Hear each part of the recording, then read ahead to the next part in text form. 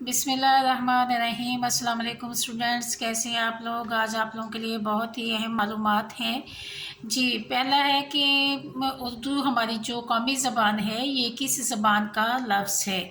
उर्दू तुर्की ज़बान का लफ्ज़ है गज़ल। गज़ल किस ज़बान का लफ्ज़ है। गज़ल भी अरबी ज़बान का लफ्ज़ है।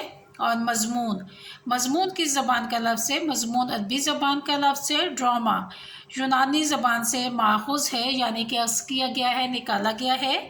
और एक लास्ट जो अहम मालूमात है वो ये है कि उर्दू ज़बान को लश्करी ज़बान भी कहा जाता है, यानी कि बरसगीर पाक व हिंद में मुख्तलिफ़ किस्म की ज़बानें बोली जाती थी, तो इसलिए उर्दू में अरबी, फ़ारसी और भी बहुत सारी ज़बानों के अल्फाज शामिल हैं, इसलिए ज़बान को लश्करी ज़बान कहा जाता है। अल्लाह हाफ़िज़।